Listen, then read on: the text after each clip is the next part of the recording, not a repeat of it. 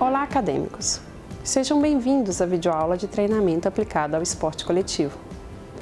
Entender como se equaciona o processo de treinamento para os esportistas é primordial na preparação para a prática de qualquer modalidade. Nos esportes coletivos, este conceito não é diferente, pois qualquer nível de preparação deve se adequar às peculiaridades. Assim, jogadores de futebol têm necessidades físicas e técnicas bem diferentes de um boxeador, de um atleta de judô ou de um corredor de 100 metros. Para você compreender melhor estas questões, primeiro abordaremos aspectos inerentes à caracterização dos esportes coletivos, no sentido de apresentar algumas nuances físicas, fisiológicas do futebol e dos principais esportes de quadra. Num segundo momento, apresentaremos alguns aspectos relativos aos fundamentos dos esportes coletivos, priorizando ainda as formas clássicas de ensino deles. Complementando as informações do ensino da técnica, prosseguiremos com temas ligados à tática e à estratégia aplicada, pois são elementos que dificilmente podem ser analisados separadamente. No quarto momento, abordaremos as capacidades físicas decisivas para os esportes coletivos, nomeadamente força, velocidade, resistência, além da agilidade. Finalizaremos esta videoaula com a parte de planejamento e periodização do treinamento, abordando os avanços obtidos após o advento da teoria clássica do treinamento, a partir de algumas vertentes contemporâneas. Caracterização dos esportes coletivos. Uma das maiores preocupações de estudiosos e treinadores é de aproximar os seus treinamentos da realidade da competição. Desta forma, contemplaremos um dos princípios clássicos que devem ser respeitados em qualquer planejamento e aplicação de cargas, que é o princípio da especificidade. Mesmo porque o organismo humano adapta-se àquilo que lhe é oferecido. Portanto, conhecer da forma mais detalhada possível o que acontece nos diferentes esportes é de suma importância para se aproximar das adaptações morfofuncionais e técnicas desejadas. Nas últimas décadas, vêm sendo desenvolvidos sistemas com mais ou menos sofisticação, na busca por uma melhor adequação do treinamento. Então, uma simples filmagem pode nos fornecer importantes dados da especificidade do jogo, como, por exemplo, quais gestos vêm sendo mais decisivos e mais realizados, de que forma os atletas utilizam o gesto da corrida, do salto. E se acoplarmos a essa filmagem softwares específicos, podem se somar inúmeras informações, como velocidade de corrida, faixas da quadra ou do campo mais utilizadas pelos atletas, quilometragem total percorrida por um determinado sujeito, dentre outros. Vemos que nos jogos de futebol televisionados atualmente, já é comum ilustrar as transmissões com informações deste nível. Para melhor contabilizar as ações de jogo, os estudiosos utilizam recursos que foram denominados de análise de tempo e movimento, que são tipos de pesquisas que crescem cada vez mais nos esportes coletivos, dada a dificuldade de se caracterizar esportes tão dinâmicos, intermitentes e aleatórios. Se pegarmos como exemplo as corridas no atletismo, pode-se notar que é mais fácil caracterizar do ponto de vista energético uma prova de 100 metros ou de 3.000 metros, que predominam o sistema anaeróbico alático e o aeróbico, respectivamente. Já em esportes intermitentes como o futsal e o handball, os estudos de análise de tempo e movimento vêm ajudando nessa perspectiva, inclusive para perceber se atletas de diferentes posições têm o mesmo gasto energético. Pode-se perceber quantos saltos em média executa um goleiro ou quantos quilômetros corre um lateral em relação a um zagueiro no futebol. Todas essas informações devem orientar o treinamento. Uma das constatações mais interessantes a partir de tais estudos é que na maioria dos esportes coletivos há uma predominância no metabolismo aeróbio. No entanto, o metabolismo anaeróbio é aquele que supre o organismo nas situações mais decisivas, a exemplo de um chute no futebol e futsal, ou de um salto para um arremesso no basquetebol. Então, coloca-se um grande desafio ao treinador: treinar atividades aeróbias, mas sem que essas possam concorrer negativamente com o metabolismo anaeróbio. E esse treinamento deve ser conjugado com as ações específicas do jogo, em concordância com os aspectos temporais que se sucedem nas partidas. Existem situações que são inusitadas em alguns esportes coletivos, em que o tempo em que o jogo permanece parado é bem maior do que a sua submissão ativa ao esforço. Vejamos como exemplo a pesquisa desenvolvida por Esper em 2 partidas de uma série final masculina no voleibol de alto nível, onde a bola ficou em jogo apenas 15,4% do total de tempo da partida. Neste esporte, particularmente, a força explosiva é decisiva, pois os ataques tornam-se cada vez mais potentes, inclusive já na execução dos saques, fazendo com que os pontos sejam atingidos rapidamente. Em síntese, é importante destacar algumas características que devem ser contempladas nos treinamentos das modalidades coletivas, tais como a força acíclica em que o jogo acontece, normalmente a mudança de ritmo e direção, paradas bruscas e saltos numa dinâmica aleatória, ou seja, que não se repete de uma partida para outra, além da relação esforço-pausa, que joga um papel essencial na especificidade do treinamento. Iniciação e fundamentos dos esportes coletivos. As modalidades coletivas vêm evoluindo bastante com o passar dos anos, e essa evolução perpassa por todos os elementos que constituem os esportes, tais como aspectos físicos, técnicos, táticos, estratégicos e regulamentares.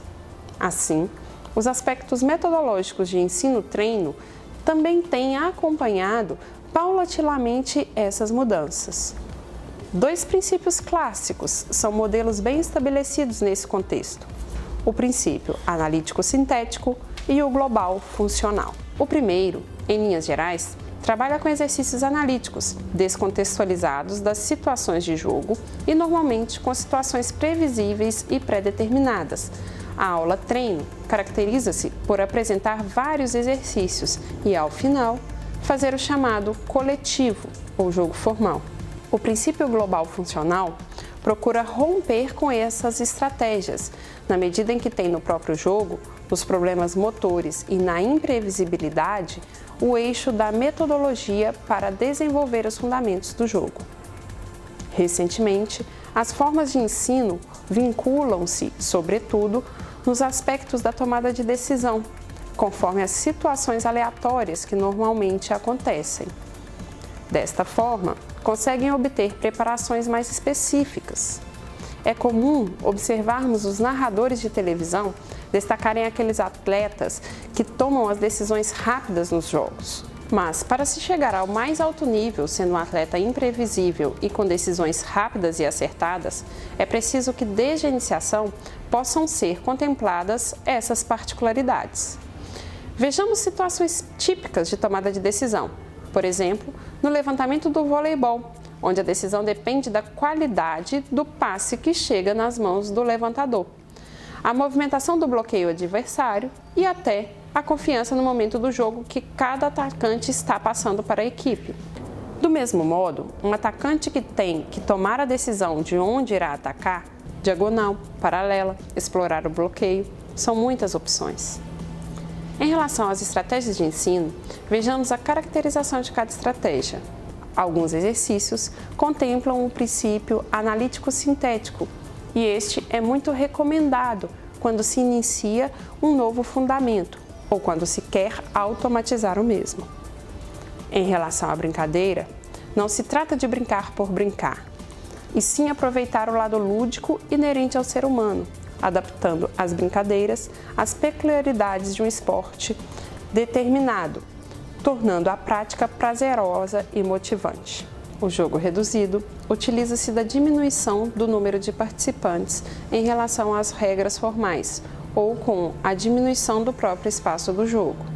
Essa é uma estratégia muito utilizada atualmente, inclusive nas equipes de esportes de alto nível. Os exercícios sincronizados constituem-se da união de dois ou mais fundamentos sem oposição de um adversário. Por exemplo, troca de passes seguido de finalização no basquetebol.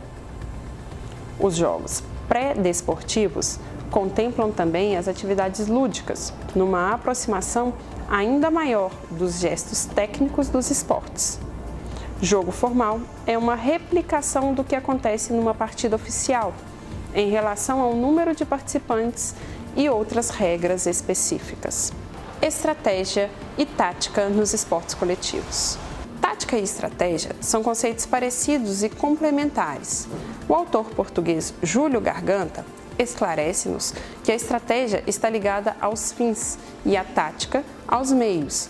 A tática é a aplicação da estratégia.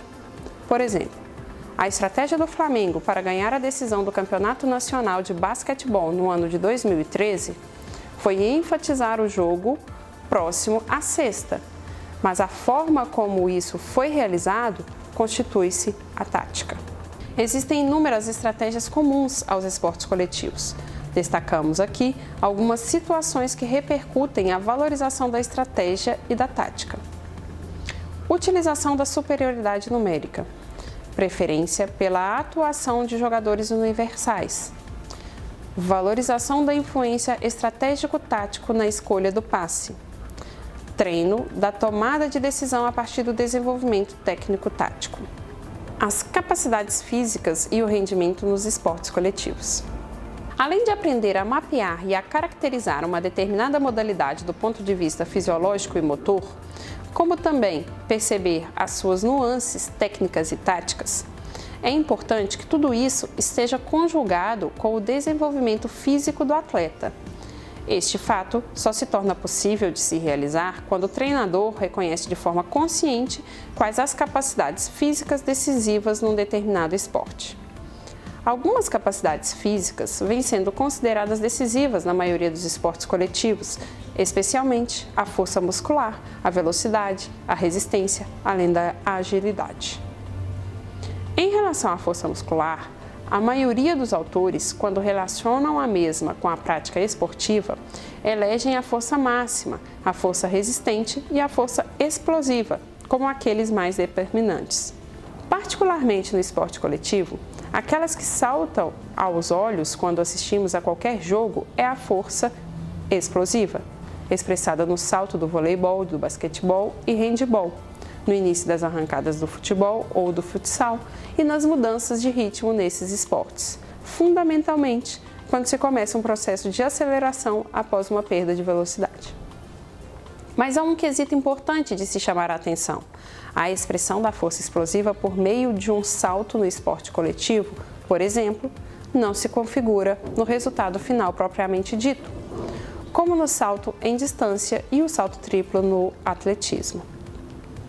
Então, o que se precisa no esporte coletivo nem sempre é saltar o máximo possível, e sim saltar adequadamente à situação que se apresenta. Veja que nas imagens, um salto no basquetebol suficiente e adequado para a situação do jogo que se apresenta e outra imagem, um simples detalhe que fez perder uma medalha.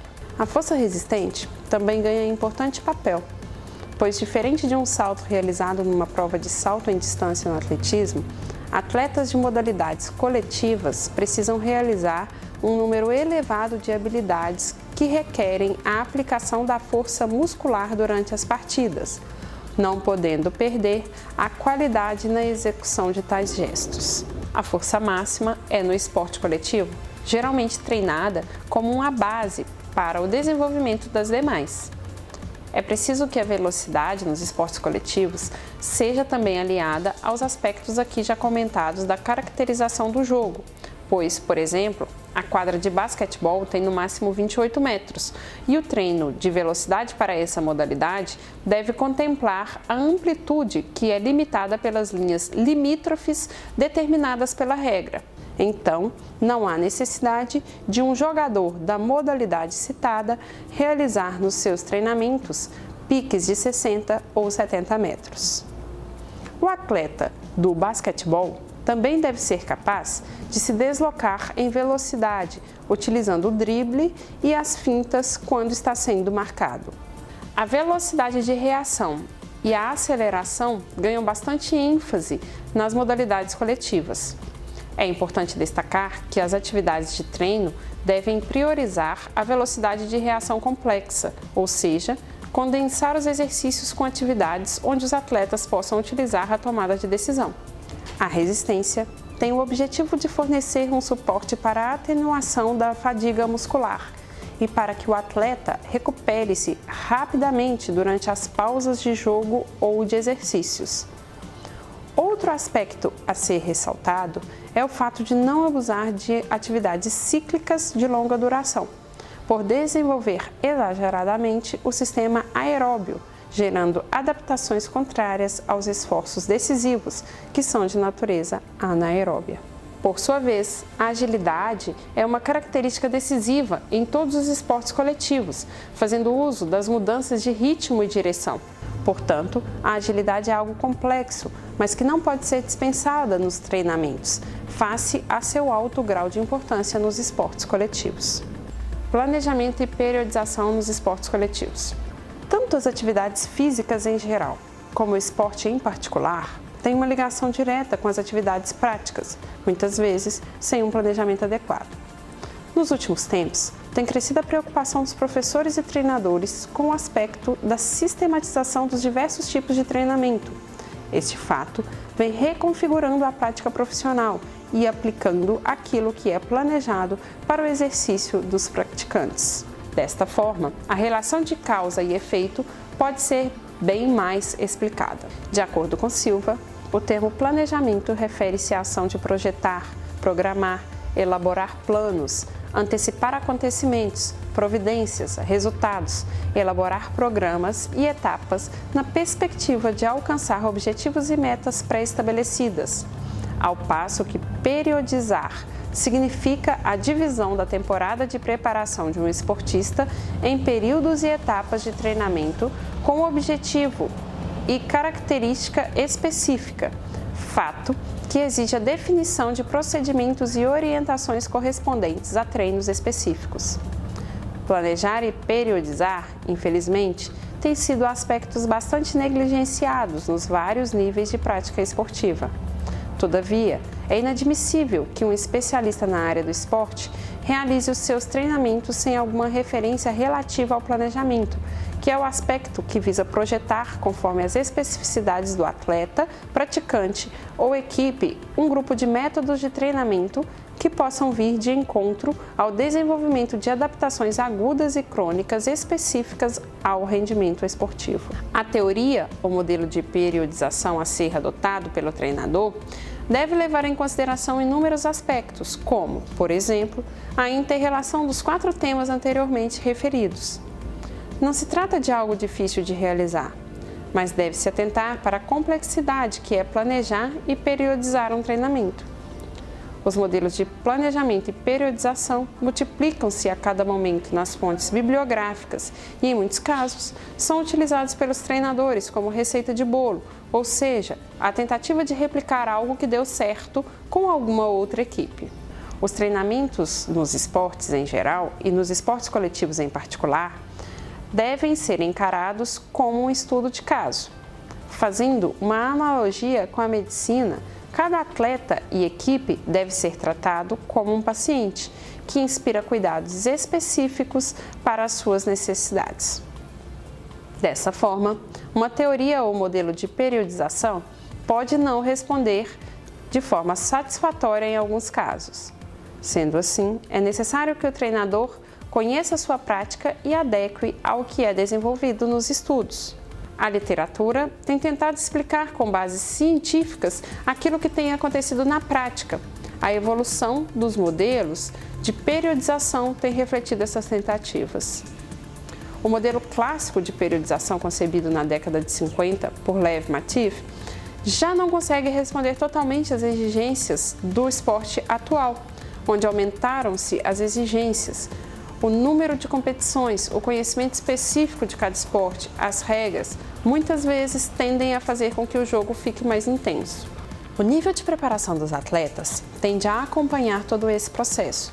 Surgem, então, algumas alternativas à teoria clássica, como, por exemplo, o modelo de blocos, concebido por Yuri Verkhoshansky, que busca no desenvolvimento da força muscular a base para o desenvolvimento das demais capacidades e suporte para o aumento da velocidade de execução dos gestos técnicos. Outro exemplo de alternativa à teoria clássica é o modelo estrutural, concebido pelo alemão Peter Thien, que aposta em cargas altas quase que em toda a temporada, com altos níveis de volume e intensidade, com poucas oscilações de carga, diferenciado da teoria clássica, onde as oscilações de período para período eram mais destacadas, principalmente na alternância da predominância de volume e intensidade. Já em 1998, Silva ressaltava algumas características comuns às novas formas de planejar e periodizar o treinamento, que existem também na atualidade. Por exemplo, diminuição do tempo dedicado à preparação geral, alongamento do período de predisposição do atleta para a obtenção de resultados elevados, especialização por modalidade ou grupos de modalidade, maiores exigências em nível de intensidade de carga, maior atenção ao processo de controle do treino. Revisão da videoaula. É importante que alguns elementos-chave não passem despercebidos ao longo do aprendizado dessa disciplina. Destacamos os aspectos essenciais no processo de planejamento, avaliação e execução do treino das modalidades esportivas. Conhecer bem o esporte a partir de uma caracterização detalhada dos aspectos motores, fisiológicos, regulamentares, na perspectiva de ter um suporte para a otimização dos fundamentos técnico-táticos. Fazer uso das metodologias de ensino-treino, que acompanharam a evolução do esporte, tendo na particularidade um dos principais nortes. Eleger os princípios e fundamentos estratégico-táticos a partir da coletividade que as modalidades necessitam, onde a individualidade do atleta estará a serviço do jogo coletivo. Trabalhar capacidades físicas decisivas no seu desenvolvimento possam contemplar características motoras e fisiológicas das modalidades e também planejar e periodizar o treinamento, como um sistema que contempla todas as características já mencionadas, atentando para as novas características do esporte moderno. É importante que a videoaula seja apenas um dos meios de aprendizagem, pois é relevante ainda se aprofundar a partir de outros estudos, principalmente dos textos científicos. Para tanto, também há diversas sugestões de leitura no seu caderno de estudos. Obrigada pela atenção e sucesso na sua caminhada!